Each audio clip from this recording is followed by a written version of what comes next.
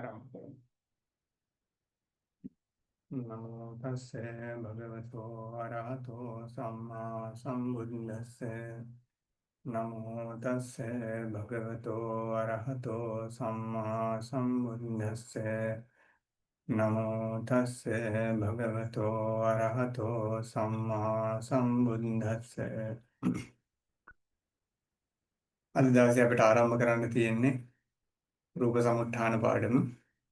එතකොට මේ රූප සමුත්ථාන පාඩමේදී අපි කතා කරන්නේ රූපය උපදවන හේතු සම්බන්ධයෙන්. නමුත් පොඩ්ඩක් පිළිවෙල පොඩ්ඩක් වෙනස් වෙනවා. ඒකට හේතුව තමයි සමහර කෙනෙකුට මේ රූප සමුත්ථානය කරලා ඉවර වෙලා රූප කලාප වලට එනකොට මේ ටික අමතක වෙන්නත් පුළුවන්. ඒ නිසා පොඩ්ඩක් ක්‍රමය පොඩ්ඩක් වෙනස් කරලා මේ කොටසට කතා කරන්න පොඩ්ඩක් බලාපොරොත්තු වෙනවා. ඒ තමයි රූප සමුත්ථානයේදී අපි ඉස්සෙල්ලාම කර්මය ගැන කතා කරලා ඊළඟට අපි කර්මයෙන් උපදවන රූප, කර්මයෙන් උපදවන රූප කලාප කියන කොටස් තුනම කතා කරනවා. මේ විදිහට චිත්තේ ඍතු ආහාර කියන මේ කොටසත් ඒ විදිහට තමයි කතා කරන්න බලාපොරොත්තු වෙන්නේ. එතකොට මේ කොටසට දවස් කිහිපයක් ගත වේවි. දැන් අපි ආරම්භ කරමු අද කොටස රූප සමුත්ථානය.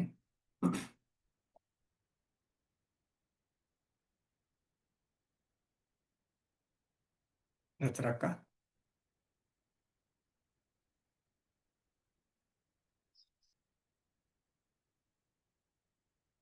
ඉන්නව නේද?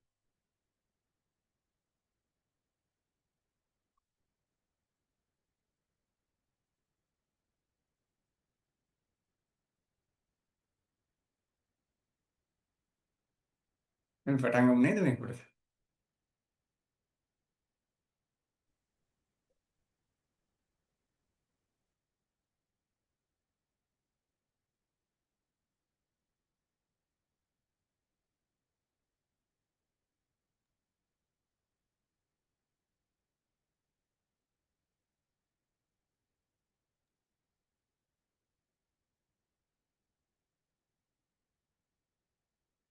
මයික් එකේ මොකක්ද ප්‍රශ්නයක් වගේ. හරි මම පටන් ගන්නවා.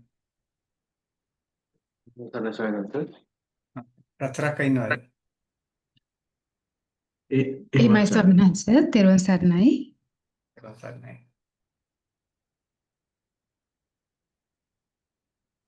හයවෙනි පාඩම රූප සමුත්ථාන කර්මය, චිත්තය, ඍතුව, ආහාරය කියා රූප උපදවන හේතු සතරකි.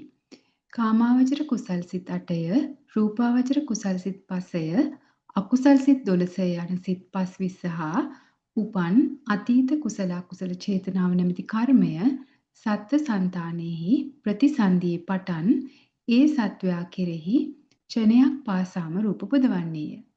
කර්මෙන් උපදවන ඒ රූපයන්ට කර්මජ රූපයයි කියනු ලැබේ.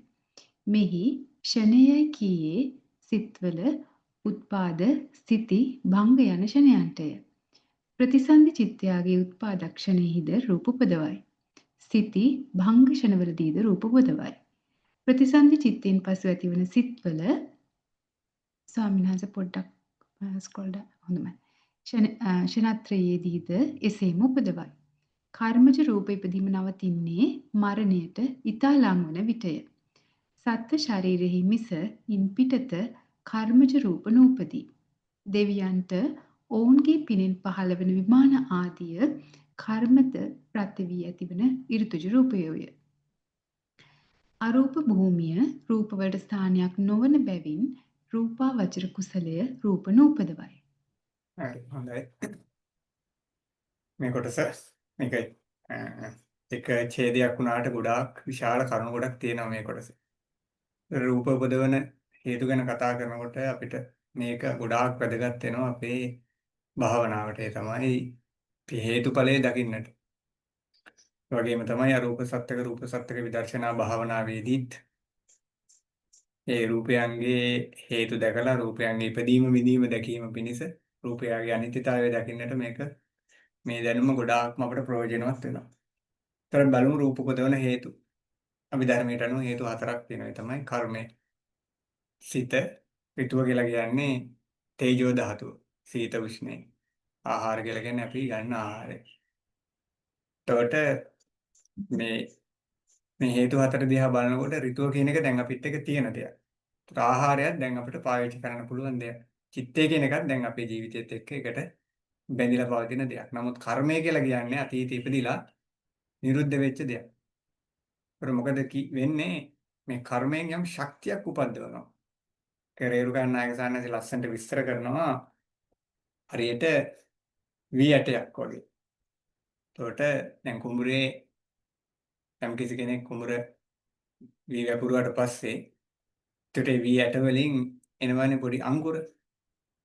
එතකොට ඒ අංකුර ටික දවසක් යනකොට අර වී ඇටේ තියෙන ඕජාව ගන්නට නැහැ. අපි වී ඇටේ දිහා බැලුවොත් ඒක මොකක්වත් පේන්නට නැහැ හිස්.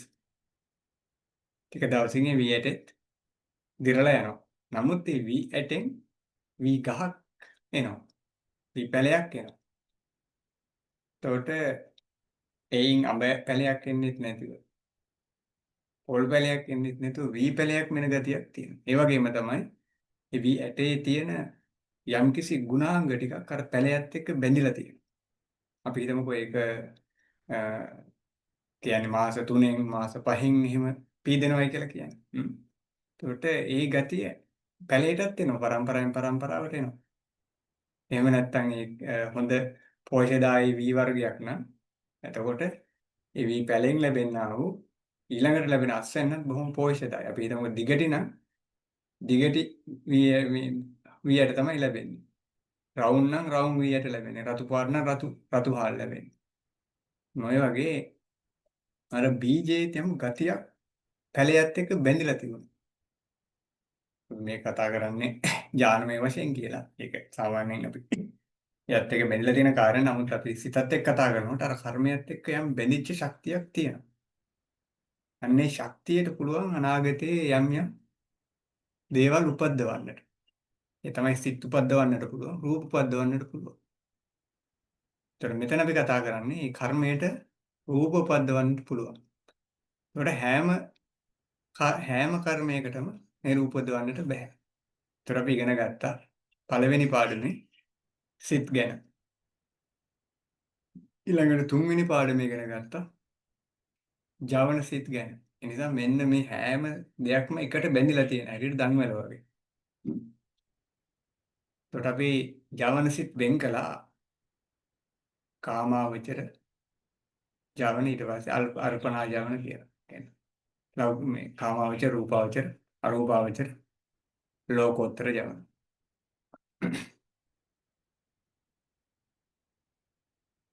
තවත් අපි කතා කරා තුන්වෙනි පාඩමේදී ප්‍රතිසන්දිය ලබා දෙන සිත් සහ ප්‍රතිසන්දි ලබා නොදෙන සිත් කියලා.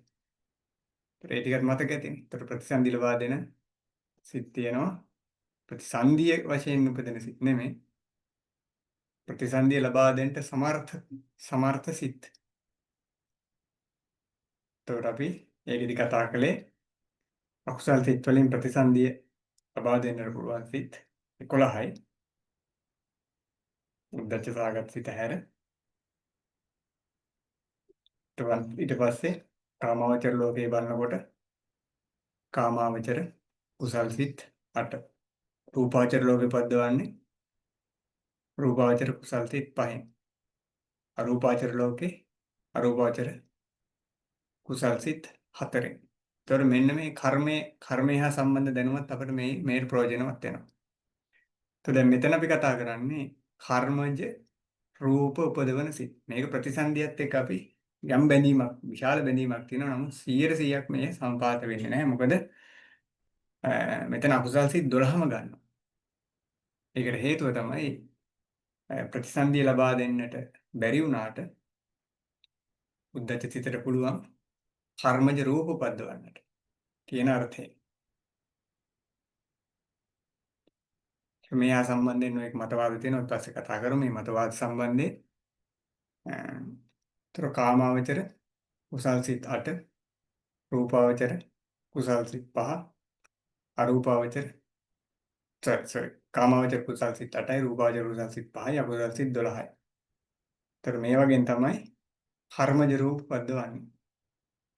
තර ප්‍රධාන වශයෙන් කර්මජ රූප උපද්දවන්නේ ඒ සිතත් සමග පහළ වෙච්ච චේතනාවේ ප්‍රතිසන්දිය පටන් ඒ සත්වයාගේ ක්ෂණයක් පාසා රූප පදවනවා. ක්ෂණය ගැනත් ඉගෙන ගන්නට ඕන. ඉතින් මේ ක්ෂණය ගැන නොඑක් දර්ශනවල නොඑක් මතවාද තියෙනවා. එතකොට අපි ඉගෙන ගන්න මේ ථේරවාද මතවාදය. ඊට අමතරව මේ ගැන කතා කරලා තියෙන වෙනත් දර්ශනවල ಭಾರತೀಯ දර්ශනවල මේ ಭಾರತೀಯ දර්ශනවල මේ රූපාදී ගැන කතා කරලා තියෙනවා. වෙනත් විදිහකට. ඉතින් ඒ වගේම අපි කතා කරනකොට ථේරවාදයෙන් බිඳලා ගියපු තවත් නිකායන් ගැන කතා කරනකොට සර්වාස්තිවාදී ආදී නිකායන් වල මේ හා සමාන රූප ගැන කතා කරනවා යම් යම් වෙනස්කම් සමහර තැනක තියෙනවා. ඒතර අපි උපසමුත්ථානය ගැන කතා කරනකොට අපි ප්‍රධාන වශයෙන් මතක තියාගන්න ටික තමයි කර්මජ රූප උපද්දවන්නේ මොන සිත් වලින්ද? අකුසල පැත්තෙන් ගන්න අපි ඉගෙන ගත්තේ අකුසල පිළිවෙලටනේ සිත් ඉගෙන ගත්ත අකුසල පැත්තෙන් පටන් ගත්තොත් එහෙම අකුසල් සිත් 12. ඊළඟට අපි කුසල පැත්තට එනකොට කාමාවචර කුසල් සිත් 8. ඇයි අපි ක්‍රියාසිත ගන්නෙත් මොකද? රහතන් වහන්සේට නැවත උත්පත්තියක් නැහැ. හරියට බීජ ශක්තිය නැති වුණා වගේ. ඒතර විපාක සිත් කියලා කියන්නේ විපාක. ඒතකොට ඒ කර්මයක් නෙමෙයි. ඊළඟට අපි යනවා රූපාවචර පැත්තට. ඒතර රූපාවචර පැත්තට යනකොට රූපාවචර කුසල් සිත් 5 තියෙනවා. ඒතර ඒ වගේම තමයි රූපාවචර ලෝකේ යම් කිසි කෙනෙක් උපද්දවන්නට කර්මේ සකස් කරන්නේ. කර්ම ශක්තිය ලබා දෙන්නේ. රූපාවචර ක්‍රියා ගත්තොත් එහෙනම් මොකද? ඒක රහතන් වහන්සේනේ පහළ වෙන්නේ. එයින් නැවත ප්‍රතිසන්දියක් විපාක පද්දීමේ ශක්තියක් නැහැ. ඒක විපාක ගැන කතා කරන දෙයක්ම නැහැ. ඊළඟට අපි ගත්තොත් එහෙම අරූපාවචර සිත් වලට ගියොත් අරූපාවචර සිත් වල කුසල් 4යි ක්‍රියා 4යි විපාක 4යි. ඒතර අරූපාවචර කුසල් 4ක් තියෙනවා. ඒ කුසල් 4ෙන් තමයි අරූපාවචර ලෝකේ උපත්ති ලබා දෙන්නේ. නමුත් අරූපාවචර ලෝකයේ ඒක රූපයක් නැති නිසා එතන අවකාශයක් නැහැ රූප උපද්දවන්නට. ඒ නිසා අනික් සිත් වලටවත් රූප උපද්දවන්නට හැකියාවක් නැහැ. අරූපාවචර ලෝකේ රූප කොහොමත්ම නැහැ. අරූපාවචර කුසලේනුත් රූප පද්දීමක් සිද්ධ වෙන්නේ නැහැ. ඒක අවකාශයක් නෙමෙයි රූප පද්දවන්නට. අපි ලෝකෝත්තර ගත්තොත් එහෙනම් ලෝකෝත්තර සිත් වල කෘත්‍ය ඒක නෙමෙයිනේ. කෙලෙසුන් ප්‍රහාණය කිරීම. ඉතින් ඒ නිසා අපිට මේක ලොකුවට ගණන් මතක තියෙන එක අමාරු නැහැ. සාමාන්‍යයෙන් පිළිවෙල සිත් පිළිවෙල කතා කරගෙන යනකොට ආයතන සිත් එක කොහොමවත් පයින් කරා කුසල් සිත් 12 එනවා. ඊට පස්සේ කාමාවචර කුසල් සිත් 8, රූපාවචර කුසල් සිත් 5යි. ඒතර ඔක්කොම එනවා 12ට 20යි 5යි 25යි. ඉතින් මේ සිත් 25න් තමයි කර්මජ රූප පද්දවන්නේ. ඊළඟට අපි ෂණය කියන එකට අවධානය දෙන්නට ඕනේ. එතකොට සිතෙත් තියෙනවනේ උත්පාද තිති භංග කියලා ෂණ තුනක්. නැවතත් මේ පිළිබඳව මූල ටීකාවේ නොඑක් මතවාද දක්වලා තියෙනවා. අපි ගැඹුරට ඒවා ගැන කතා කරන්නේ මූලික මට්ටමේදී. මූල ටීකාචාර්යන් වහන්සේ යමකේ පාදක කරගෙන වහන්සේ වෙනස් අදහස් ටිකක් ඉදිරිපත් කරනවා. යම් ශාල මට්ටමේ සාධනීය අදහස් ටිකක් ඉදිරිපත් කරනවා. අපි ගැඹුරට කතා කරනකොට පසු අවස්ථාවකදී අපි මේ පිළිබඳව කතා කරමු.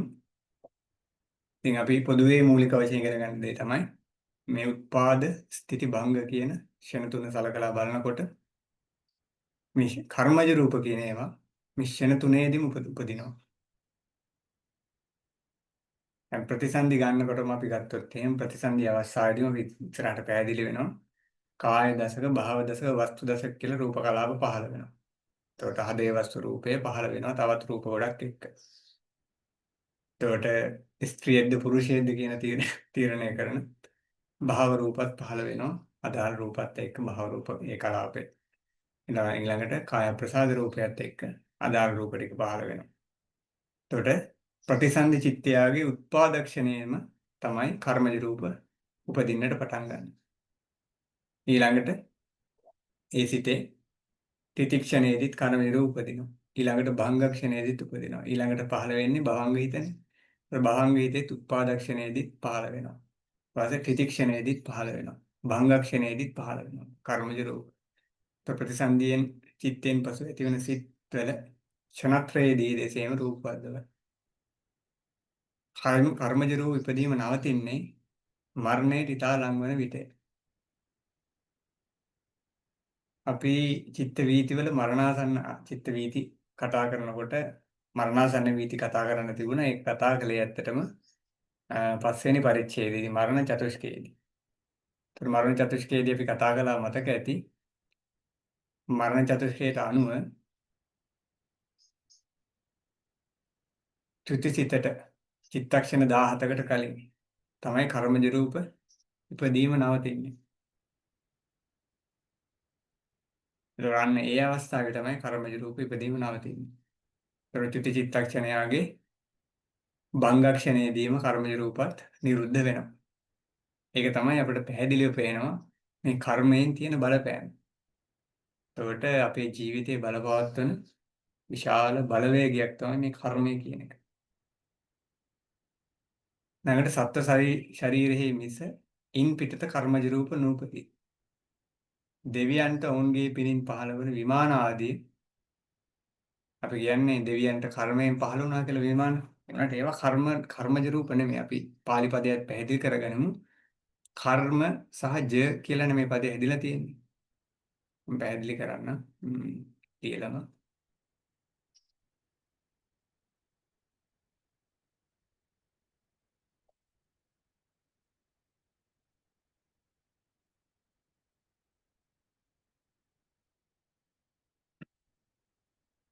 ඒකට කර්ම කියන පදයයි ජය කියන ප්‍රත්‍යයයි එකතු වෙලා තමයි මේක හැදිලා තියෙන්නේ.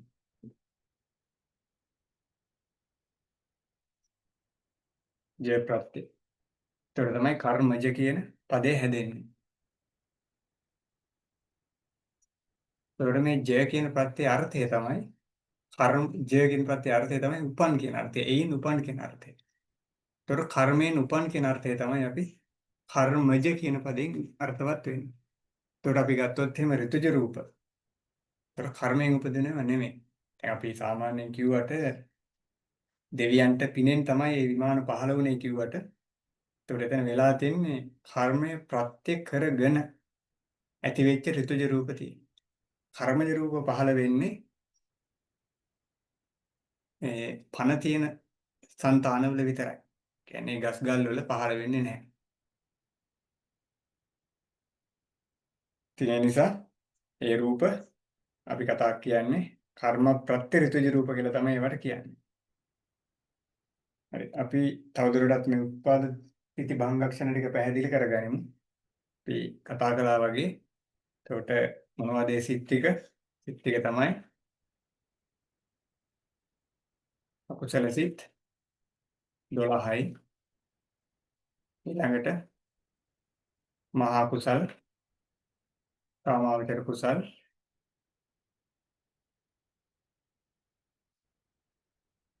කුසල් 8යි.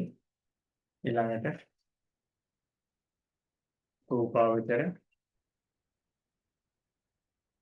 රූපාවචර කුසල් 5යි. 12යි 8යි 20යි 5යි 25යි ඔක්කොම එනවා 25ක් වෙනවා. ඒත් මේ සිත් 25 අපි මතක තියාගන්න ඕනේ පහසු නැහැ. ඒත් ප්‍රධාන වශයෙන් මේ චේතනාව තමයි අපි අර්ථවත් කරගන්නේ. ඊළඟට අපි කතා කරමු මේ උත්පාද තිති භංගක්ෂණ මේ තුන ගැන. දැන් අපි ගමු ප්‍රතිසන්දි අවස්ථාවේදී. දැන් ප්‍රතිසන්දි අවස්ථාවේ ප්‍රතිසන්දි හිත ගමුකෝ. මේ ප්‍රතිසන්දි අවස්ථාවේදී තියෙනවනේ උත්පාදක්ෂණය. ඊළඟට අපි ගත්තොත් භංගක්ෂණය. උත්පාදක්ෂණය, තිතික්ෂණය, භංගක්ෂණය. මේ ෂණ තුනේදීම මේ උත්පාදිතී භංගක්ෂණ තුනේදීම කර්මජ රූප පහළ වෙනවා. ප්‍රතිසන්දියට පස්සේ අපි ගත්තොත් ඊළඟට භවාංග හිත. ඒතර ඒ භවාංග හිතේ තියෙනවනේ උත්පාදක්ෂණය තියෙනවා. ළඟට තිතික්ෂණය තියෙනවා. ඊළඟට භංගක්ෂණය තියෙනවා. පර්මේෂණ තුනේදීම ඔය විදිහට කර්මජ රූප පහළ වෙනවා. ඊට පස්සේ චිත්ත වීති පහළ වෙන අවස්ථාවක් ගත්තත් ඒ චිත්ත වීති පහළ වෙන අවස්ථාවල පවා සිතේ උත්පාදිත භංගක්ෂණ වලදී කර්මජ රූප උපදිනවා. නිරෝධ සමාපත්තියට සම්බන්ධලා ඉන්නකොට කර්මජ රූප උපදින එක නවතින්නේ නැහැ. චිත්තජ රූප සහ සිත් උපදීම තමයි නැවතෙන්නේ. ඉතින් අවසාන මොහොතේදී චුති සිතට ඒත් සමග වෙන හිත ඒතර චිත්තක්ෂණ 17කට කලින් චුති හිත ඇර 16යි චුති සිත සමග චිත්තක්ෂණ 17කට කලින් කර්මජ රූපදීම නවත්තන. ඒතර 17කට කලින් කර්මජ රූපදීම නවත්තනවා. එතකොට ඒකට චුතිසිතේ භංගක්ෂණයත් එක්කම කර්මජ රූප සම්පූර්ණයෙන් නිරුද්ධ වෙලා යනවා. මතකයි අපි කතා කළා මරණාසන්න චිත්ත වීති වලදී. ඉතින් ඔන්න ඔය ටික අපි නැවත සිහිපත් කරගන්නට ඕනේ. කර්මජ රූප ගැන කතා කරනකොට. ඉතින් ඊළඟට අවසාන වශයෙන් අපි කතා කරන්න ඕනේ මේ අරූප ලෝකය ගැනත්. ඉතින් අරූප ලෝකයේ ඒ කොටසට යමු.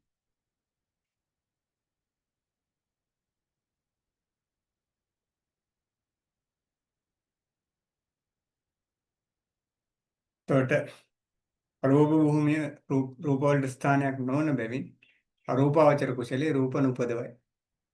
මොකද කර්මයෙන් ලොකු බලපෑමක් තියෙන අරූප ලෝකේ අරූපයේ භූමියට එන්නෙම රූප ගැන තිබෙනා වූ බැඳීම නැති කරලා.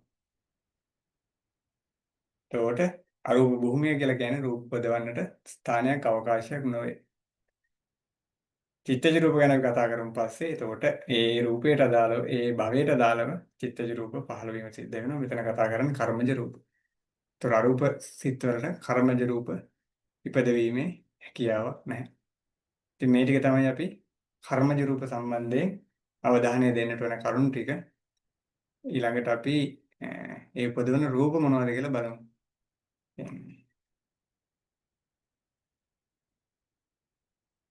වෙනම ඊළඟ කොටසේදී අපි කතා කරන්නේ ඒක. අපි මෙතන ඉඳලා පටන් ගමු මේ ටික අපි කර්මාදීන් හටගන්නා රූප. කර්මාදීන් හටගන්නා රූප. රූපයන් අතර කර්මාදී එක ප්‍රත්‍යයකින්ම හටගන්නා රූපද ඇත්තේය. ප්‍රත්‍ය දෙකකින් හටගන්නා රූපද ඇත්තේය. ප්‍රත්‍ය තුනකින් හතරකින් හටගන්නා රූපද ඇත්තේය. කිසිම ප්‍රත්‍යයකින් හට නොගන්නා රූපද ඇත්තේය. හෘදේ රූපය, ඉන්ද්‍රිය රූප 8 යන මේ රූප 9 කර්මෙන්ම හටගන්නා රූපයෝය. හරි හොඳයි. ඉතින් දැන් අපි කර්මය ගැන කතා කළා. ඊළඟට ඒ කර්මයෙන් පමණක් උපදවන රූප මොනවද කියලා අපි දැනගන්නට ඕන. දැන් මතක ඇති අපිට පරණ දැනුමේ ප්‍රයෝජනත්වය. කලින් කතා කරන්නේ අපි ඉන්ද්‍රිය රූප ගැන. එතකොට ඉන්ද්‍රිය රූප 8ක් ගැන කතා කළා. එතකොට දැන් අපිට මේ දැනුම ප්‍රයෝජනවත් වෙනවා. එතකොට මොනවද ඉන්ද්‍රිය රූප ටික? මතක ඇතිනේ. අපි සිහිපත් කරගනිමු. චක්කු ඉන්ද්‍රිය කියලා අපි කතා කරන්නේ රූප දැකීමේදී යා තමයි ඉන්ද්‍රිය වෙන්නේ. යා තමයි අධිකාරී බලය ගන්නෙ. ළඟට ශබ්ද ඇසීමේදී සෝත ඉන්ද්‍රිය. ළඟට ගඳ සුවඳ දැන ගැනීමේදී ගාහන ඉන්ද්‍රිය. රස දැන ගැනීමේදී જીවහා ඉන්ද්‍රිය. පහස දැන ගැනීමේදී කාය ඉන්ද්‍රිය. ළඟ ස්ත්‍රී භාවයේ පුරුෂ භාවයේ තීරණය කිරීමේදී ඒකට ස්ත්‍රීන්ද්‍රිය සහ පුරුෂින්ද්‍රිය.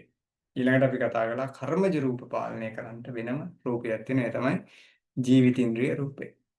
එනිසා මේ දැනුම අපට අනිවාර්යයෙන්ම ප්‍රයෝජනවත් ඉදිරියට සූවිසි ප්‍රත්‍ය ඉගෙන ගන්නකොට, ප ဋ ාණ ඉගෙන ගන්නකොට. මොකද එතන ඉන්ද්‍රිය ප්‍රත්‍ය ගැන අපි වෙනම කතා කරනවා. ඒ රූප 8ට පස්සේ එකතු වෙන්නේ හෘදය රූපේ. මේක සමහර කෙනෙක් හෘදය කියලාත් කියනවා, හෘදය කියලාත් කියනවා. ඒක ඒ දේශයට අනුව තමයි ඒක වෙනස් වෙන්නේ. ඒ අපි කතා කරන ඉරුකාරය කියලා කියන්නේ. එතකොට ඉන්දියාවේ පවා මේ අපි භාෂා කාරණයක් ඉන්දියාවේ පවා ඒ ප්‍රදේශවල මේ ඉරුකාරය කතා කරන ක්‍රම දෙකක් තියෙනවා. අපි ගත්තොත් ඍණ කියන පදේ සමහර කෙනෙක් කියනවා ඍණ කියලා, සමහර කෙනෙක් කියනවා රුණ කියලා. ඒ වගේ හෘදය කියලා ආකාර දෙකම උච්චාරණය සිද්ධ වෙනවා. හරි දැන් අපි බලමු මේ රූප 8 මේ කොහොමද මේ රූප අනික් රූපات එක්ක එකතු වෙලා තියෙන්නේ කියන කාරණේ. ඉතින් නැවතත් අපි සිහිපත් කරගන්න මේ රූප ටික මොනවද කියලා. කර්මජ රූප ටික ස්ක්‍රීන් එක ෂෙයා කරන්න.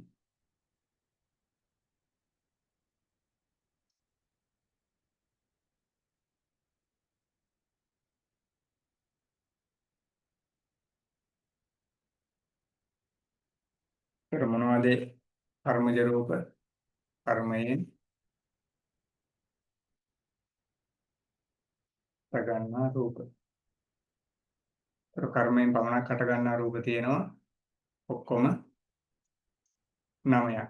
ඒ 9 තමයි ඉන්ද්‍රිය රූපات එක්ක ගන්නකට පස්සේ හදේ රූපය. අපි කතා කරමු චක්කු ඉන්ද්‍රිය.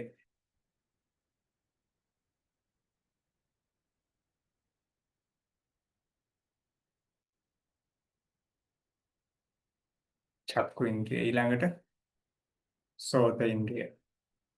ඊළඟට ගාහන ඉන්ද්‍රිය. ඊළඟට ජීවා ඉන්ද්‍රිය. ඊළඟට කාය ඉන්ද්‍රිය.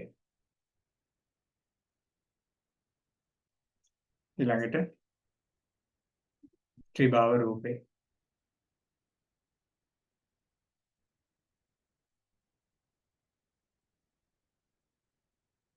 ඉත්‍තිභාව රූපේ.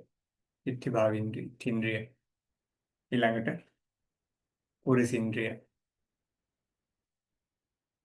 ඊළඟට ජීවිත ඉන්ද්‍රිය.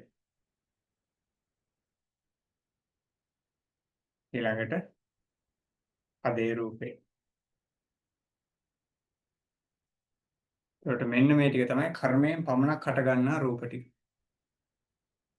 ඊළඟට අපි බලමු මේ රූප ටික කොහොමද තියෙන්නේ කියලා. මේ රූප තනිවද තියෙන්නේ වෙන ඒවත් එක බැඳිලාද තියෙන්නේ කොහොමද කියන එක අපි ඊළඟට බලමු.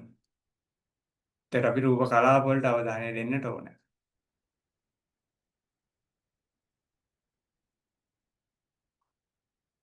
ඒක තියෙන ඊළඟ කොටසේ.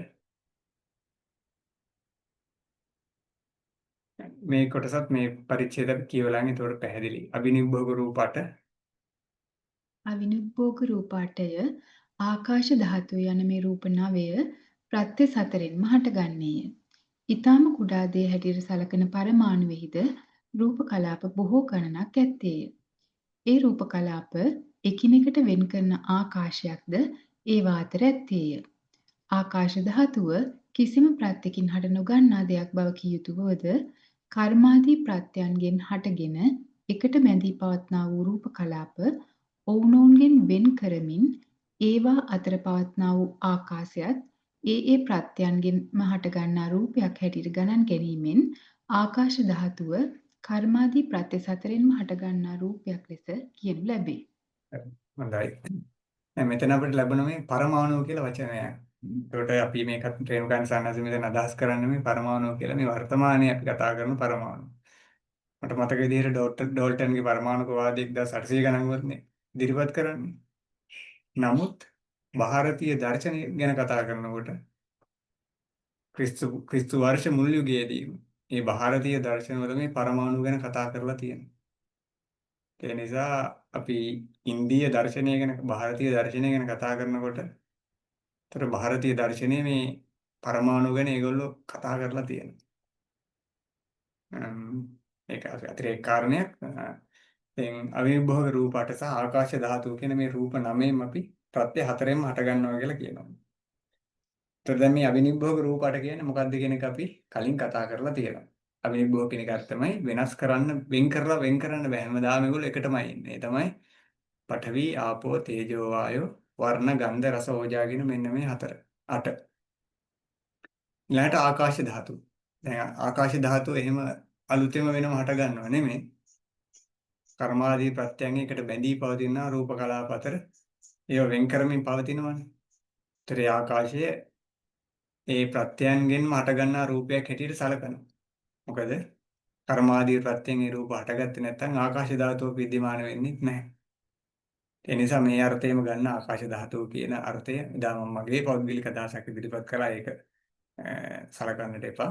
මේ ඒ නිසා ආකාශ ධාතුව කියලා අපි කියන්නේ මේ රූප කලාපයන් අතර තිබෙනා වූ රූප කලාප වෙන් කරමින් පවතිනා වූ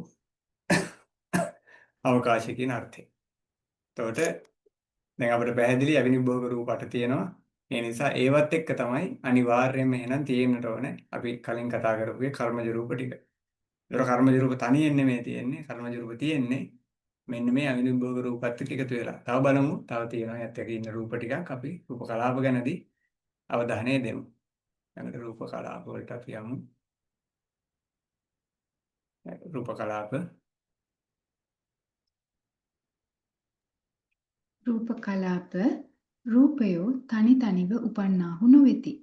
තවත් රූපවලට සම්බන්ධ නොවී තනිව ඉපදිය හැකි පැවතිය හැකි ශක්තියක් රූපවලට ඇත්තේද නැත. ඒවා ඇතිවන්නේද පවතින්නේද සමූහ වශයෙනි. ඒ එක් එක් සමූහයක අඩු ගණනින් රූප 8ක්වත් ඇත්තේය. එක්ව ඇති වන්නා වූ ඒ රූප සමූහවලට රූප කලාපයයි කියනු ලැබේ. එතකොට අපිට බුදුදහමේ විදිහට කතා කරනකොට තේරවාද අභිධර්මයේ අනුව අපි කතා කරනකොට රූපය තනිව නෙමෙයි උපදින්නේ. ඒතකොට රූප වලට තනි උපදින්න හැකියාවක් නැහැ. අඩුම තියෙන්නේ අඩුම 8ක් හරි එකතු වෙලා තියෙන්නේ. ඒ 8 තමයි කලින් කතා කරපු අවිනිභෝග රූප 8. අඩුම 8ක්වත් තියෙනවා. එතකොට අපි මේ කොටස් වලට කියන රූප කලාප කියලා. එතකොට මේවා තියෙන්නේ පුංජ වශයෙන්. අපි ඉංග්‍රීසියෙන් කියන්නේ ක්ලස්ටර්ස් කියලා. ඒ විදිහට තමයි තියෙන්නේ. ඒතකොට මේ වගේ කලාප තා විශාල ප්‍රමාණයක් එක ශරීරයක තියෙනවා. ඒතකොට මේවා තනිව නෙමෙයි උපදින්නේ සමූහ වශයෙන්ම තමයි උපදින්නේ පවතින්නේ සමූහ වශයෙන්. බිඳෙන්නේ සමූහ වශයෙන්ම තමයි. රූප කලාපයට රූප කලාපයට පර්යන්ත පරිච්ඡේදයක් ඇත්තේය. රූප කලාපයට අයත් වෙන්වෙන් වූ රූපවලට පර්යන්ත පරිච්ඡේදයක් නැත්තේය. එක් කලාපයක රූප පවතින්නේ එක් රූපයක් අනික් රූපවල ගැලී තිබෙන්නාක් මෙනි. අනික් රූපද ඒ රූපෙහි ගැලී තිබෙන්නාක් මෙනි. තවත් ක්‍රමයකින් කියතහොත් එක් රූපයක් අනික් රූප ගිලගෙන සිටින්නාක් මෙනි. අනික් රූප ඒ රූපය ගිලගෙන සිටින්නාක් මෙනි. මේ කාරණේ පැහැදිලි කිරීමට උපමාවක්ද නැත. එහෙත් යන්තමට කාරණේ තේරුම් ගැනීමට උපකාර වන උපමාවක් දැක්විය හැකිය. ඒ මෙසේය. හාල් පිටි, තිරිඟු පිටි, උරක්කම් පිටි, බාර්ලි පිටි යන මේ 4 වර්ගෙන් ස්වල්පය බැගින්ගෙන හොඳින් මිශ්‍ර කොට වතුරෙන් අනා ගුලියක් කළ කල්හි සහල් පිටි ඇත්තේ කොහිදැයි විචාලහොත් ඉතිරි පිටි 3 පංගුවෙහි ගිලී ඇති බව කිය යුතුය. තිරිඟු පිටි ඇත්තේ කොහිදැයි විචාරතොත් එයත් ඉතිරි පිටි 3 පංගුවෙහි ගිලී ඇති බව කිය යුතුය. හුරක්කම් පිටි ඇත්තේ කොහිදැයි විචාරහොත් එයත් ඉතිරි පිටි 3 පංගුවෙහි ගිලී ඇති බව කිය යුතුය. බාර්ලි පිටි ඇත්තේ කොහිදැයි විචාරතහොත් එයත් ඉතිරි පිටි 3 පංගුවෙහි ගිලී ඇති බව කිය යුතුය. දැන් ඒ සියල්ලම එකතු කොට බැලුවහොත් ඒ පිටි 4 වර්ගය ඔවුනොවුන් ගිලගෙන සිටින බව ඔබට තේරුම් ගත හැකි වනු ඇත. පිටිගුලියෙහි පිටිමෙන් රූප කලාපයක රූපත් ඔවුනොවුන් ගිලගෙන සිටින්නාක් මෙන් මිශ්‍ර වී ඇති බව දත යුතුය. මිශ්‍ර වුවද පිටිගුලියෙහි කුඩා පිටි කැබලි ඇත්තේ වෙන්වෙන් වශයෙනි. රූප කලාපයක රූපවල එසේ වෙන්ව පැවැත්මක් නැත්තේය. එහි ඇත්තේ අතරක් නැති සම්පූර්ණ මිශ්‍රණයකි. රූප කලාපයක ප්‍රමාණය නොකිය හැකිය. එය පරමාණුවටද වඩා බොහෝ කුඩා ඇසට නොපෙනෙන දෙයකි. හරි. බොහොම ලස්සන උපමාවක් තියෙන්නේ මේ. ඉතින් මේක තමයි අපි දකින්නේ අභිධර්මාචාර්යයන් වහන්සේලාගේ හැකියාව. උන්වහන්සේලා අභිධර්මය අධ්‍යයනය කරලා තමන්ගේ උපමා වලින් ලස්සනට පැහැදිලි කරන හැටි. මේ ලක්ෂණ විශේෂයෙන්ම අපිට දකින්නට ලැබෙනවා ලේඩිසියාරු ස්වාමීන් වහන්සේගේ සහ ලංකාවේ රේණුකායන නායක ස්වාමීන් වහන්සේ. උන්වහන්සේලාගේ තියෙන අභිධර්ම ඥානෙ, උන්වහන්සේලාගේ ප්‍රතිභානයත් එක්ක බොහොම දක්ෂ විදිහට කියවන කෙනාට තේරුම් ගන්නට පුළුවන් විදිහට තාම හොඳට පැහැදිලි කර දීමේ හැකියාවක් තියෙනවා. ඒතර රූප කලාපය ගන්නකොට රූප කලාපයකට තියෙනවා වෙනම පර්යන්ත පරිච්ඡේදයක්. අපි සාමාන්‍යයෙන් ඉතින් කලාපයක් වශයෙන් ඉගෙන ගන්නකොට ඇඳලා පෙන්නනවා පැහැදිලි කරගන්නට. අන්න ඒ වගේ ඒකට තියෙනවා පරිච්ඡේදයක්. ඒ වගේම තමයි නමුත් රූප කලාපයට ඇත වෙන රූප වලට එහෙම පරිච්ඡේදයක් නැහැ. අපි ඉස්සරහ රූපයක් එක පැහැදිලි කරගනිමු. හරියට අපි නූතන විද්‍යාවයි බුදුදහමයි සියල්ල ගලපන්න යනවනේ අපි කතා කළොත් ඉලෙක්ට්‍රෝනයක් ගැන කතා කළොත් එහෙම. එතකොට ඒ පරමාණුවේ තියෙන ඉලෙක්ට්‍රෝනයක් ගැන කතා කරොත් එහෙම ඉලෙක්ට්‍රෝනය මේ වෙලාවේ මෙතන තියෙනවයි කියලා තැනක් කියන්නට බැහැ. අපිට කියන්න පුළුවන් ඕනෑම තැනක ඉලෙක්ට්‍රෝනය හැසිරෙන්නට පුළුවන්. හැසිරීමේ සම්භාවිතාවය තියෙනවා. අන්න ඒ වගේ ඒ ඉගෙනීම ඇසුරෙනුත් අපිට මේ යම් දුරකට අවබෝධ කරගන්න පුළුවන්. නමුත් මේ දෙකම අපි සම්පාත කරන්න හදනව නෙමෙයි. මොකද බුදුදහමේ කතා කරන්නේ වෙනම දර්ශනයකින් පැතිකඩකින් විද්‍යාව කතා කරන්නේ වෙන පර්යේෂණ වලින් ලබා ගන්නා වූ ඒ නිගමන ඇසුරෙන් ලබා ගන්නා වූ ක්‍රමයකින්. තොර රූප තියෙන්නේ මේක තමයි ලස්සනම පැහැදිලි කිරීම රේණුකාණ ස්වාමීන් වහන්සේගේ මේ සම්බන්ධයෙන්. තොර රූපවල හරියට ගැලිලා වගේ කියලා කියන්නේ. උදාහරණයක් ගත්තොත් සන්නස ලස්සනට පැහැදිලි කරනවා අපි හිතමුකෝ කෙනෙක් මේ විදිහේ පිටි වර්ග 4ක් අරගෙන රොටියක් හදන්න හදනවායි කියලා. ඒක හාල් පිටිත් කලවම් කරනවා. තිරිඟු පිටිත් කලවම් කරනවා. කුරක්කම් පිටිත් කලවම් කරලා බාල්ලේ පිටිත් කලවම් කරලා වතුරෙන් අනලා ඔන්න පිටි ගුලියක් හදනවා. ස්වාමීන් වහන්සේ කියන විදිහට වගේ අපි ඇහුවොත් එimhe තිරිඟු පිටි කොහෙද තියෙන කියලා ඇහුවොත් එimhe අනික් පිටි වර්ග තුනේ ගිල්ලා තියෙන්නේ. කුරක්කම් පිටි කොහෙද කියලා ඇහුවොත් අනික් පිටි වර්ග තුනේ ගිලිලා. බාර්ලි පිටි කොහෙද කියලා ඇහුවොත් එයා තියෙන්නේ අනික් පිටි වර්ග තුනේ ගිලිලා. බැලුවට පස්සේ එකිනෙක ගිලගෙන ඉන්නේ. ඉතින් මේ හරියටම සියල්ලෙන් පැහැදිලි කරන්නේ නැහැ. හරි ශක්ති පුඤ්ජ වගේ තමයි අපි හිතන්න වෙන්නේ. ඒකට එක ශක්තියක් එකිනෙකට බැඳිලා තියෙන්නේ.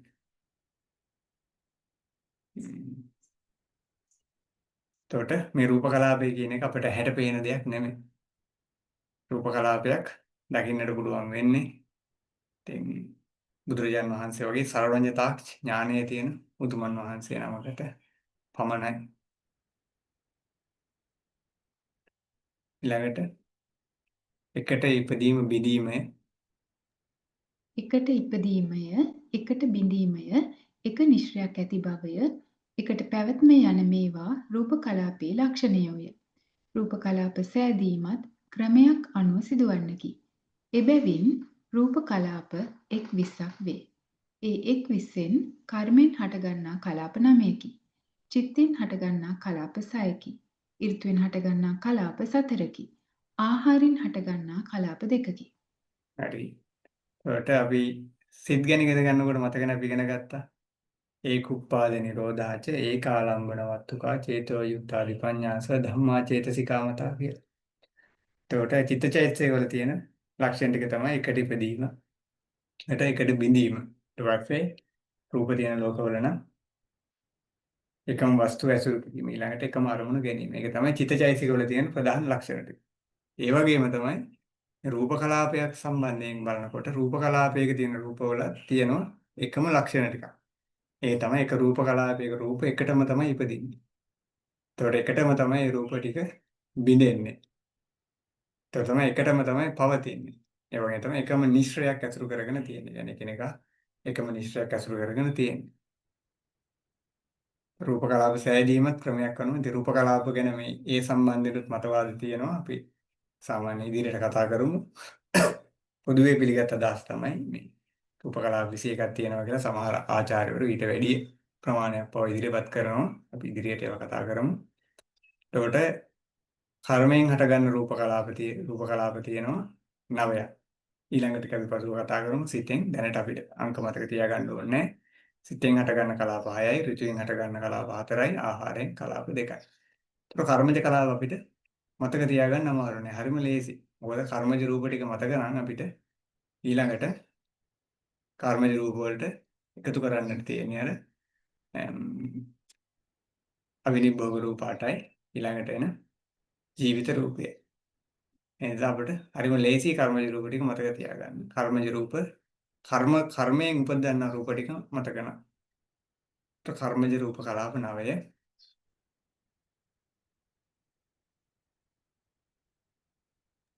කර්මජ කලාප 9.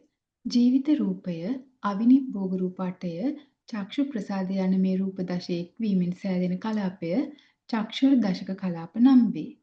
ජීවිත රූපය, අවිනිභෝග රූප 8 යන මේ 9ට සෝත ප්‍රසාද එක්වීමෙන් සෑදෙන කලාපය සෝත දශක කලාපය නම් වේ.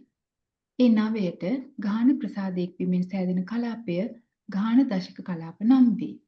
ඒ 9ට ජීවහා ප්‍රසාද එකතු වීමෙන් සෑදෙන කලාපය ජීවහා දශක නම් වේ.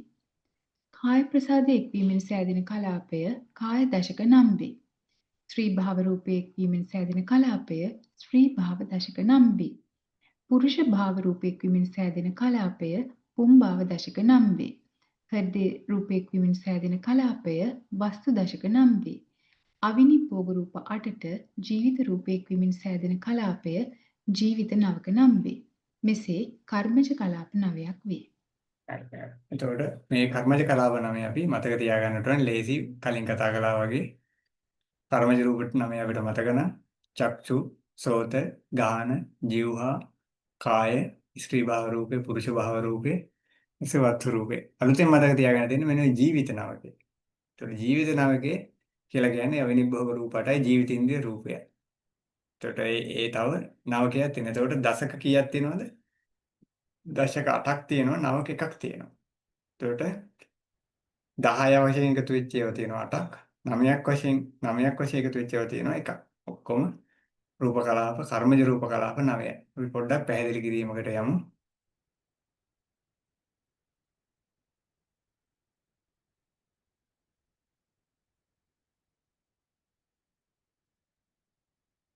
අපි මෙහෙම හිතමුකෝ රූප කලාපයක් සම්බන්ධයෙන්.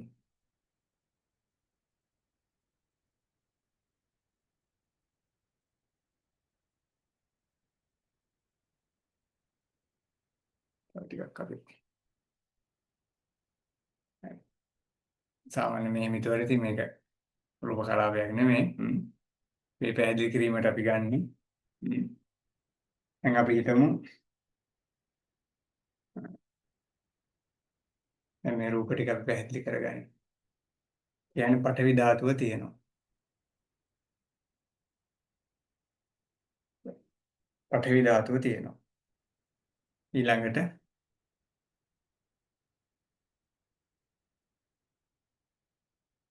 ආපෝ ධාතුවක් තියෙනවා.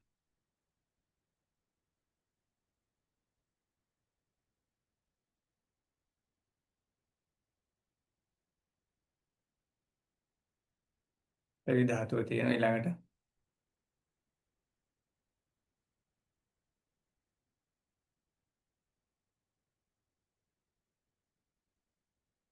ආපෝ ධාතුව තියෙනවා. ඊළඟට තේජෝ ධාතුවක් තියෙනවා. පස්සේ පාට වෙනස් කරමු.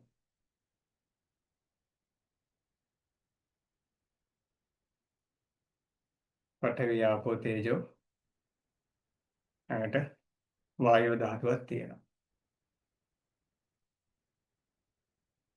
ඊළඟට වර්ණ රූපය. පස්සේ ගන්ධ රූපය. ඊළඟට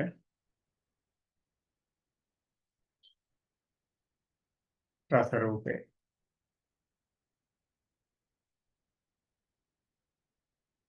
ඊළඟට ඕජා රූපය.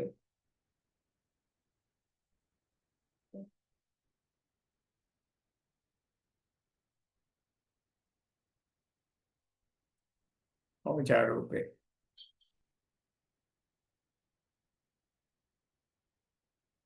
පඨවි තියෙනවා. පොඩ්ඩක් අක්ෂර වෙනස් වෙනවා.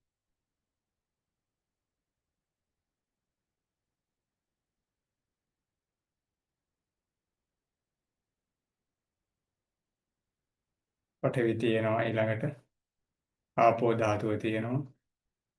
ඊළඟට තේජෝ තියෙනවා. ඊළඟට වායෝ තියෙනවා. වර්ණ රූපය තියෙනවා. ගන්ධ රූපය තියෙනවා. රස රූපය තියෙනවා. ඕජා රූපය තියෙනවා. දැන් අපි මෙහෙම කිව්වට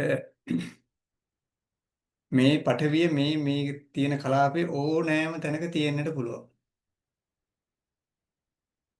ආපෝ මේ කලාපය ඇතුලේ ඕනෑම තැනක තියෙන්නට පුළුවන්. තේජෝ ඕනෑම තැනක තියෙන්න පුළුවන්. වායෝ ඕනෑම තැනක තියෙන්න පුළුවන්. වර්ණය ඕන තැනක තියෙන්න පුළුවන්. ගන්ධය ඕන තැනක තියෙන්න පුළුවන්. රසය ඕන තැනක තියෙන්න පුළුවන්. ඕජා ඕන තැනක තියෙන්නට පුළුවන්. තර අපි ගත්තොත් එහෙනම් පඨවි ධාතුව ගිල්ලා තියෙනවා. ආපෝ තේජෝ වායෝ වර්ණ ගන්ධ රස ඕජාත් එක්ක. ආපෝ ධාතුව ගිල්ලා තියෙනවා. පඨවි තේජෝ වායෝ වර්ණ ගන්ධ රස ඕජාත් එක්ක. තේජෝ ධාතුව ගිල්ලා තියෙනවා. පඨවි ආපෝ වායෝ වර්ණ ගන්ධ රස ඕජාත් එක්ක. වායෝ ධාතුව ගිල්ලා තියෙනවා. පඨවි ආපෝ තේජෝ වර්ණ ගන්ධ රස ඕජාත් එක්ක. ඒ නිසා අපි තේරුම් ගන්නට ඕනේ මේ හැම තැනකම පඨවි ආපෝ තේජෝ වායෝ වර්ණ ගන්ධ රස ඕජා පැතිරලා තියෙනවා. අන්න ඒ වගේ පැතිරිච්ච ගතියක් තමයි තියෙන්නේ. හරි දැන් අපි මේ 8 ඉගෙන ගත්තානේ. දැන් මෙතන 8ක් තියෙනවා. සෝරි මට පොඩ්ඩක් විනාඩියක් දෙන්න. තප්පර කීපයක්.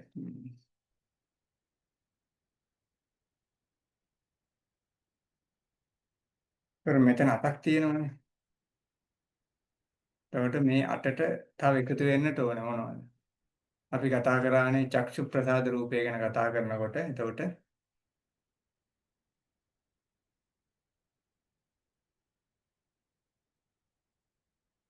අපි කතා කරන්නේ චක්ෂු ප්‍රසාද රූපේ.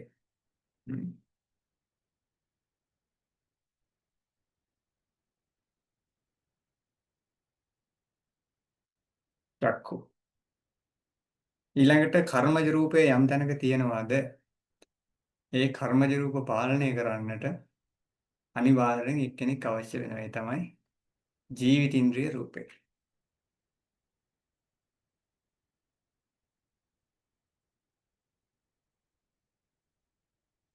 තමයි ජීවිතින්ද්‍රිය රූපේ. එතකොට මෙතන කීයක් තියෙනවද දැන්? මෙතන තියෙනවා පඨවි ආපෝ තේජෝ වායු වර්ණ ගන්ධ රස ඕජා 8යි. චක්ෂු ප්‍රසාද රූපය ජීවිතින්ද්‍රිය රූපය. එතකොට අපි මේකට කියනවා චක්ෂුද්දසක කලාපය කියලා. ඔය විදිහටම චක්ෂුව වෙනුවට අපි ගත්තොත් සෝත ප්‍රසාදය. එතකොට ඒක සෝත දසක කලාපය. ඊළඟට චක්ෂුව වෙනුවට අපි ගත්තොත් ගාහන ප්‍රසාද රූපය දැම්මොත් ගාහන දසක කලාපය. ඊළඟට જીවහා රූපය දැම්මොත් જીවහා දසක කලාපය. ඊළඟට කාය ප්‍රසාදය දැම්මොත් කාය දසක කලාපය. ඊළඟට ඉස්සින්දිය දැම්මොත් ඉත්ති භාව දසක කලාපය. පුරුෂ භාව රූපේ පුම් භාව දසක කලාපය. ඉතින් හදේ රූපය දැම්මොත් එහෙම එතකොට වස්තු දසක කලාපය කියලා කියනවා. එතකොට එතන කලාප 10 ගොඩවල් වලින් කලාප තියෙනවා 8ක්. චක්ෂු දසක කලාපේ, සෝත දසක කලාපේ, ගාහන දසක කලාපේ, જીවහා දසක කලාපේ, කාය දසක කලාපේ, ඉත්ති භාව දසකේ, පුම් භාව දශකේ, ඊළඟට වස්තු දශකය කියලා කියන්නේ හදේ රූපයත් එක්ක තියෙන එක. ඊළඟට අපි මේක අයින් කළොත් එහෙම තියෙනවා කීයක්ද 9ක්. එතකොට ඒකට අපි කියනවා ජීවිත නවකය. ඒතර ඔය විදිහට කර්මජ රූප කලාප ඔක්කොම තියෙනවා 9ක්. ඒ 9ට තමයි අපි කියන්නේ කර්මජ රූප කලාප 9 කියලා.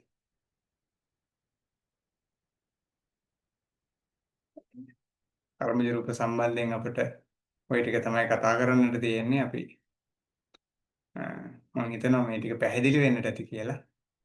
අද කරපු කොටසේ මොනවා හරි පැහැදිලි තියක් තියෙනවා නම් අහන්න පුළුවන්. ඊට කලින් මම තව පොඩි කාරණයක් සිහිපත් කරන්න ඕනේ. ඒ තමයි මේ සම්බන්ධයෙන් තියෙන ආචාර්ය මතවාද කිහිපයක්. ඒ මතවාද තමයි සමහර ආචාර්ය මතවාදයක් තියෙනවා. ප්‍රතිසන්දිය ලබා දෙන කර්මයෙන් තමයි සියලුම කර්මජ රූප වද්දවන්නේ කියලා එක මතයක් තියෙනවා. ඒ කියන්නේ අපි හිතමුකෝ යම් කිසි කෙනෙක් ද්වේෂ මූල කර්මයකින් අපාය උපත ලබනවා. එතකොට යාගේ සියලුම කර්මජ රූප වද්දවන්නේ ඒ කර්මයෙන්ම විතරයි කියලා මතයක් තියෙනවා. සමහර මතවාදයක් තියෙනවා. අනික් මතවාදය තමයි කර්මජ රූප වද්දවන්නේ නානා කර්ම වලින් කියලා. ප්‍රතිසන්දිය ලබා දෙන කර්මයකින් වගේම කර්මජ රූප වද්දවන්නා වූ පදවීමේදී අනික් කර්ම වෙනත් කර්මජ රූප වද්දවනවා කියන කාරණේ. ඒ වගේ මතවාද දෙකක් තියෙනවා. පෞද්ගලිකව මට රුචි වෙන්නේ දෙවෙනි මතවාදේ. මොකද අපි ගත්තොත් එහෙම ඒ කෙනාගේ කර්මීය කලාපවල নানা වෙනස්කම් අපිට දකින්නට ලැබෙනවා. කෙනෙකුට තර්ක කරන්න පුළුවන් අනිත් පැත්තෙන් උපස්තම්භක නේ උපපීලක ආදී කර්මයන්ගේ බලපෑම ඇති උනායි කියලා. එකම කර්මය හා සම්බන්ධව. ඉතින් ඔය වගේ මතවාද දෙකක් තියෙනවා. ඉතින් පෞද්ගලිකව මට රුචි මතය තමයි දෙවෙනි මතය. මොනවා හරි අදහස් මේ ප්‍රශ්න තියෙනවා නම් කර්මජ රූප සම්බන්ධයෙන් අපි අද කතා කරමු විමසන්න අවස්ථාව.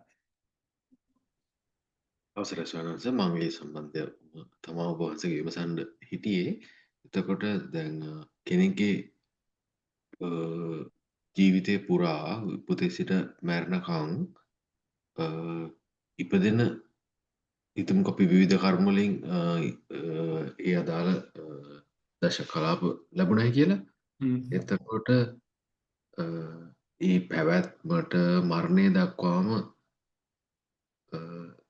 ඒ කර්මය ඉදිරිපත් වෙවිද කොහොමද ස්වාමීන් වහන්සේ ඒක වෙන්නේ පැවැත්ම සම්බන්ධ? ඒක තමයි ඒක. අපි මේ මම පොඩ්ඩක් මේ මම මෙහෙම උදාහරණයක් ගත්තොත් එහෙම දැන් අපි හිතන්නකෝ රාජමාලිගාවක ඉන්නවා රජ බිසවක් අපි නෝ එංගලන්තේ රජමාලිගාවක කොහේ හරි ප්‍රදේශයක අදාළ ඒ ප්‍රදේශයේ රජමාලිගාවේ රාජකුමාරිකාවක් ඉන්නවා.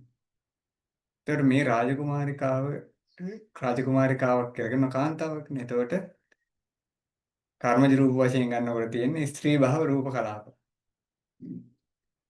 අපි හිතමුකෝ ඒ නගරයේම පිරිමි කෙනෙක් උපදලා වුණා ඊටාම දුගී පවුලක. එතකොට මේ පුද්ගලයාගේ කර්මජ රූප වලින් තියෙන්නේ තුන් භව රූප කලාප. එතකොට කවුරු හරි කෙනෙක් කිව්වොත් එහෙම එකම කර්මයෙන් මේ සියල්ල හටගත්තේ කියලා කෙනෙකුට ප්‍රශ්නයක් එන්නට පුළුවන්. අරයා කොහොමද ධනවත් කෙනෙක් වෙන්නේ? ධනවත් කෙනෙක් වෙලා ස්ත්‍රියක් බවට පත් වෙනවා. මේ පුද්ගලයා දුප්පත් කෙනෙක් වෙලා පුරුෂයෙක් බවට පත් වෙනවා. එතකොට අපිට සලකන්නට පුළුවන් කර්මය කියලා කියන්නේ ඇත්තටම හරිම කර්ම විශ්ය අචින්තියයි. බුදුරණාහි දේශනා කරලා දෙනවා ඒක හරියට. හිතන්න ගියොත් එහෙම කෙනෙකුට මත්තක භාවය ඇති වෙන්නට පුළුවන්. අපි සාමාන්‍ය උදාහරණයක් පැහැදිලි කරගත්තොත් එහෙම එතකොට අපි ගත්තොත් එහෙම අපි ධර්මයේ පැහැදිලි කරන විදිහට ස්ත්‍රියෙක් වෙලා උපත ලැබෙන කර්මයට වඩා පුරුෂයෙක් වෙලා උපත ලැබෙන කර්මය උසස් කර්මයක්. ඊළඟට ධනවත් දුප්පත් භාවයේ පිණිස බලපන්නා වූ කර්ම වෙනත් කර්ම. ත්‍රයano බැලුවොත් එහෙම ස්ත්‍රියක් ඒ කාන්තාවේ කුඩා දැරිය මේ බිලිඳා ඒ රජ කුලයේ ප්‍රතිසන්දිය ලැබීම එක කාරණයක්. ඒ ප්‍රතිසන්දිය ලබන්න ලොකු කර්මයක් තිබිලා තියෙනවා. ඒ වගේම කාන්තාවක් වෙලා ඉපදවීම කියන එක වෙනත් බලපෑම. අර දුගී දුප්පත් පවුලේ පිරිමියෙක් වෙලා උපත ලබන කර්මයේ බැලුවොත් එහෙම අර කාන්තාව හා සමාන කර්මයක් එක බැලුවොත් ඒ පිරිමියෙක් වෙලා උපත ලැබීම කියන කොටස ඒක විතරක් බැලුවොත් ඒ කාන්තාවක් වෙලා උපත ලබන කර්මයට වඩා බලවත් කර්මයක්. නමුත් මෙයාගේ ප්‍රතිසන්දි ප්‍රධාන ඇයි දුප්පත් කුලයක උපත ලැබීම කියලා බලුවොත් මේකට බලපාලා තියෙන්නේ වෙනත් කර්මයක්. ඒ නිසා මේ එක උදාහරණයක් මේ වගේ අපි හිතුවොත් එහෙම බොහෝ උදාහරණ අපිට හිතන්නට පුළුවන්. ඒ වගේවත් එක පේනකොට කර්මජ රූප නොඑක් කර්මයන් උපද්දවනවා කියන එකට හේතු සාධක පෙනෙනවා. ඊළඟට මේකේ පැවැත්ම දිහා බැලුවොත් එහෙම ඉතින් මේ විදිහටම මොකද මේ රූප කලාප එක වෙලාවක නෙමෙයිනේ පහළ වෙන්නේ ඔක්කොම. දැන් කාය දශක, භාව දශක, වස්තු දශක ටික නම් එක වෙලාවේ පහළ වෙනවා. එතකොට ඊළඟට චක්ෂු දශකයේ පහළ වෙන්නේ වෙනත් වෙලාවක. සෝතත් දශකයේ වෙනත් වෙලාවක. ගානත් දශකයේ. ඉතින් මේ පිළිබඳව මම කලින් කතා කළා වගේ මතවාද තියෙනවා. සමහර කෙනෙක් කියනවා 77 වෙනි දවසේ අවසන් වෙනවා කියලා ඔක්කොම සමහර මතවාදයක් තියෙනවා. මේක සතියෙන් සතිය වැඩෙනවා කියලා. කෙසේ හෝ බැලුවොත් එහෙම එතකොට යම් කිසි කෙනෙක්ගේ අපි ගලමුකෝ හොඳට ඇහැපේන කෙනෙක් ඉන්නවා. නමුත් එයාගේ කන් දෙක ඇහෙනවා දුර්වලයි. ඒක කොහොමද මේකුනේ? අනිත් පැත්තට තර කරන්න පුළුවන් මෙයාගේ ඇසීමට යම් උපපීලක කර්මයක් බලපානවා කියලා. මට පේන්නේ ඊට වැඩි සාධනීය බවක් පේනවා වෙනම කර්ම දෙකකින් පහළ වුණයි කියලා කියන එකට. මොකද මෙයාට හොඳ පෙනීමක් ලැබෙන්න මේ අතීතයේ පිටුම් කරපු මහා පහම් පූජාවක විපාකයේ වශයෙන් මෙයාට හොඳ චක්ෂුද්දසක කලාපයක් ලැබෙනවා. එතන වෙන කාට හරි ඊපස්සේ මෙයා ඒ වගේ එහෙම කුසලයක් කරලා නැහැ දුර්වල කුසලයක් ඒ දුර්වල කුසලයේ නිසා මෙයාට හොඳ කන් දෙකක් ලැබෙන්නේ නැහැ. ඉතින් අන්න ඒ වගේ කරුණු කාරණාත් එක්ක සලකලා බලනකොට ඉතින් කර්මයේ අතීතයේ තියෙන මේ බලපවත්වන කර්ම ශක්තිය තියෙනවා. ඒ නිසා ඒ කර්ම ශක්තියට දැන් හැකියාව තියෙනවා රූප වද්දවන්නට අවසාන මරණ මොහොත දක්වා. ම්ම්. ඔය විදිහට තමයි ඉතින් මට අර දෙවෙනි මතය සම්බන්ධයෙන් මට කරුණු කාරණා පැහැදිලි කිරීම මට දැනෙන විදිය.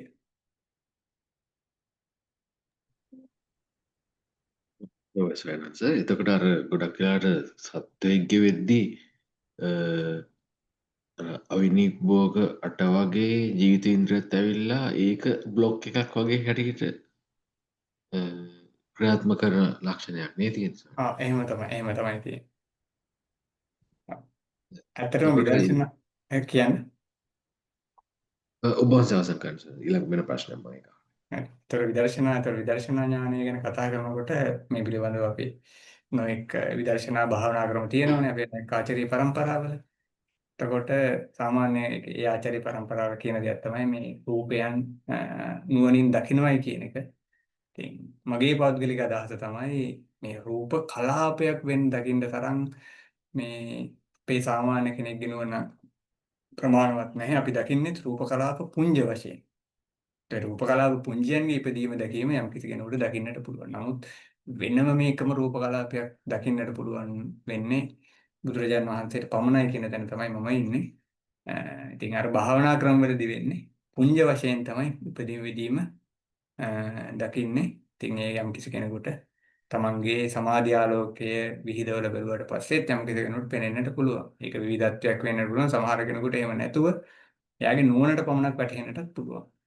ඒ පුද්ගලයාගේ සමාධියේ තියෙන බලවත් භාවය මත ඒ වගේම මේ පුද්ගලයා කසිනාලෝක ආදී හොඳට වඩලා තියෙනවා නම් ඒ පුද්ගලයාට මේ ප්‍රකට වීමේ ස්වභාවය වැඩි වෙන්නට පුළුවන්. ඊළඟ ප්‍රශ්නේ එහෙම සයන්ස දැන් එතකොට අර කයේ කාය දශක වෙද්දී අපිට මොකක් හරි ප්‍රසාදයක් දැනෙනවනේ. එහෙම නැතුව දැන් ඉසකේස් හරි නියපොතු හරි ඒ වගේ ඒදී ඒකේ ජීවිතින්ද්‍රියත් සමග තියෙන ටිකක් තියෙන ජීවිතින්ද්‍රියත් නැතුවම මේ රූප හරි. කලාප 8 වගේ තියෙන්නේ නැත්නම් ඒක අර හැදෙන වෙලාවේ එහෙම වෙලා ශරීරයට සම්බන්ධ වෙන වෙලාවේ ඊට පස්සේ මොකක් හරි වෙනස් වෙනවද කොහොමද? අපි ඔය ටික කතා කරා මම හිතන්නේ මුලින්ම ඒක තමයි කියනවනේ ප්‍රසාද රූප ගැන කතා කරනකොට මේ කෙස් වල ඊට පස්සේ නියපොතු වල පෙර වියලි සමේ ඊළඟට තමයි ආමාශයේ ඔය ආමාශය ඇතුල් බිත්ති කාය ප්‍රසාදේ නැහැ කියලා කියනවනේ. එතකොට ඒ වගේ තියෙන්නේ ඍතුජ රූප තමයි. ඒ උදාහරණයක් ගත්තොත් එහෙම අපි කෙස් කපනකොට අපිට රිදෙන්නේ නැහැනේ කෙස් කැපුණයි කියලා.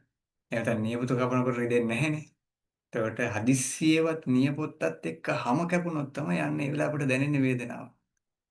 අපිට යම් දැනීමක් දැනෙන්නේ නියපොත්ත බැඳිලා තියෙන නිසා. ඒ හැමත් එක්ක. ඊපස්සේ කෙස් කපනකොටත් අපි කෙස් උගුල් වෙනකොට ඒක යම් කෙනෙකුට වේදනාවක් දැනෙන්නේ ඒක හැමත් එක්ක බැඳිලා තියෙන නිසා.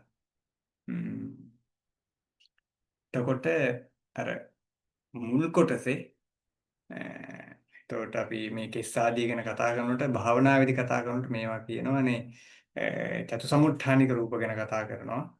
ඊපස්සේ ඒක ද්විසමුට්ඨානික රූප ගැන එහෙම කතා කරනවා. එතකොට කෙස් ආදී ගැන කතා කරන්නේ එතකොට චතුසමුට්ඨානික වශයෙන් තමයි කතා කරන්නේ.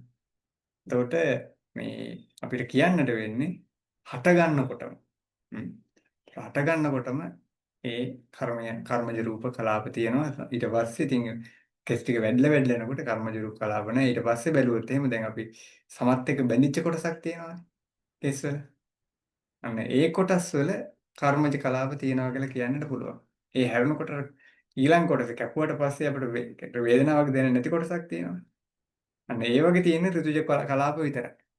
ඕක අපි කතා කරනවා ධාතු මනසිකාර භාවනාවේදී. ධාතු මනසිකාර භාවනාවට එනකොට කෙස් එහෙම කතා කරන්නේ අපි චතු සමුට්ඨානිකයි කියලා. තවත් උදාහරණයක් පැහැදිලි කරලා සමහර කෙනෙක් හිතන්නේ කෙස් ටික හරිම ලස්සනයි. එයාට මේ එහෙම මොකක් තෙල් ගන්නවත් ඕනේ. අපේ ඥාති වෙන ඔය ලොකු අම්ම කෙනෙක් හිටියා. අවුරුදු මම හිතන්නේ 70 80 ගණක් වෙනකම් එයාගේ කොණ්ඩේ හොඳට කළුවට තිබුණා.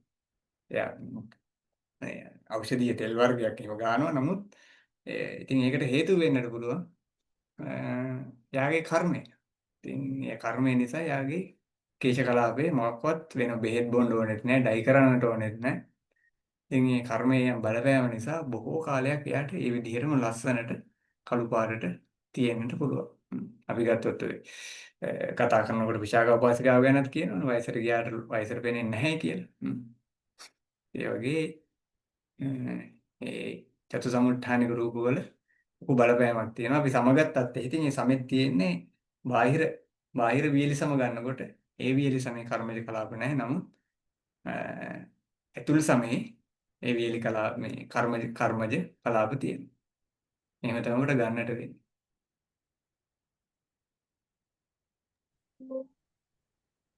හොඳයි සයන්ස් ගොඩක් මේ පැහැදිලි. ඒකත් එක්ක මට චුට්ටක් අවධානය දෙන්නට ඕනේ මේ විදර්ශනාවට. මට පොඩ්ඩක් ඊළඟ දවසේ මතක් කරන්න මේ අපි විදර්ශනාව ගැන චුට්ටක් කතා කරමු. මේකත් එක්ක කොහොමද විදර්ශනාවට එකතු කරගන්නේ කියන්නේ. හොඳයි. මේක ටිකක් වෙලාවයි. ඒකයි මම පොඩ්ඩක් වෙලාව අරගෙන කතා කරන්න. හොඳයි අපි අවසන් කරමු නේද? අද. හොඳ දවසේදී අපි කතා කළේ රූප උපදවන හේතු ගැන කතා කළා. ඒ තමයි කර්මයේ, චිත්තේ, ඍතු, ආහාරය කියන හේතු හතරෙන් කර්මයෙන් උපදවන රූප ගැන අපි කතා කළා. ඒතකොට කර්මය ගැන කතා කරනකොට අපි කතා කළා චේතනා 25ක්. එහෙම නැත්නම් කර්ම 25ක්. ඒ තමයි අකුසල් සිත් 12යි, මහා කුසල් සිත්. එහෙම නැත්නම් කාමාවචර කුසල් සිත් 8. ඊළඟට රූපාවචර කුසල් සිත් 5. කොහොම 25යි. ඒ චේතනාව ප්‍රධාන කරගෙන ඒ කර්මයෙන් තමයි කර්මජ රූප උපදවන්නේ. ඒතකොට කර්මජ රූප කර්මයෙන් විතරක් උපදවන රූප තියෙනවා 9ක්. ඒ ටික තමයි චක්ෂු ප්‍රසාද, සෝත, ගාහන, ජීවහා, කාය, ළඟට ස්ත්‍රින්ද්‍රිය, පුරුෂින්ද්‍රිය, ඊපස්සේ ජීවිත රූපේ, හදේ රූපේ. ඊළඟට අපි ඉගෙන ගත්තා මේ රූප කලාප 9 ගැන. එතකොට මේ රූප තනිව නෙමෙයි තියෙන්නේ. අවිනිබ්බෝග රූපත් එක්ක එකතු වෙලා. ඒතර කර්මජ රූප ගන්නකොට කර්මජ රූපය තියෙන්නේ ජීවිතින්ද්‍රියත් එක්ක අනික් කර්මජ රූප තියෙන්නේ. එතකොට චක්ෂු ප්‍රසාදියත් එක්ක තියෙනවා අවිනිබ්බෝග රූප 8යි ජීවිතින්ද්‍රිය රූපයයි. එතකොට චක්ෂු ප්‍රසාදියත් එක්ක 10යි. ඒ 10යි චක්ෂු දසක කලාප. ඒ විදිහටම සෝත දසක, ගාහන දසක, ජීවා දසක, කාය දසක, පුම්භාව දසක, ඉති භාව දසක කලාප ඊළඟට වස්තු දසකය කියලා කියන්නේ වස්තු රූපයත් එක්ක තියෙන ඉතිරි රූප කලාප එකතු වෙලා තියෙන කලාපේ අන්තිමටම අවිනිබ්බෝග රූපටත් එක්ක ජීවිතින්ද්‍රිය රූපේ තියෙන අපි ඒකට කියනවා ජීවිත නරකය කියලා. ඉතින් ওই ටික තමයි අපි අද කතා කළේ මේ කර්මජ රූප සම්බන්ධයෙන්. මේ දැනුම අනිවාර්යෙන් අපිට ප්‍රයෝජනවත් වෙනවා අපේ විදර්ශනාව දියුණු කරගන්නට. ඒ නිසා මේ සියල්ලම අපේ ධර්මඥාන, භාවනා ඥාන දියුණුවෙන් පිණිසම හේතු වේවා. සියලුම පුණ්‍ය සම්භාර ධර්මයෙන් අපි ගාථා කියලා දෙවියන්ට අලගේ ඥාතීන්ට අනුමෝදන් කරමු. ඉදම් මේ ඥාතීනම් හෝතු සුඛිතා හොන්තු ඥාතයෝ. ඉදම් මේ ඥාතීනම් හෝතු සුඛිතා හොන්තු ඥාතයෝ. ඉදම් මේ ඥාතීනම් හෝතු සුඛිතා හොන්තු ඥාතයෝ. ආකාසට්ඨා ච බුම්මට්ඨා දේවා නාග මහිද්దికා පුඤ්ඤන්තං අනුමෝදිත්වා චිරං රක්ඛන්තු සම්බුද්ධ ශාසනං. ආකාසට්ඨා ච බුම්මට්ඨා දේවා නාග මහිද්దికා පුඤ්ඤන්තං අනුමෝදිත්වා චිරං රක්ඛන්තු සම්බුද්ධ දේශනං. ආකාසට්ඨා ච බුම්මට්ඨා දේවා නාග මහිද්దికා පුඤ්ඤන්තං අනුමෝදිත්වා චිරං රක්ඛන්තු සම්බුද්ධ ශාවකං චිරං රක්ඛන්තු මම් පරං. කල්යාණ මිත්‍ර සම්පatti නිවන් ප්‍රාර්ථනා කරගනිමු. ඉමිනා පුඤ්ඤ කම්මේන මාමේ බාල සමාගමෝ සතං සමාගමෝ හෝතු යාව නිබ්බානපත්තිය. ඉදම් මේ පුඤ්ඤ කම්මං ආසවක්ඛයා වහං හෝතු සබ්බ දුක්ඛා පමුච්චතු. බුද්ධ ශාසනං චිරං තිට්ඨතු. බුද්ධ ශාසනං චිරං තිට්ඨතු. බුද්ධ ශාසනං චිරං තිට්ඨතු. සාධු සාධු සාධු. බොහොම පිං ස්වාමීන් වහන්සේ තෙරුවන් සරණයි. දරසනස්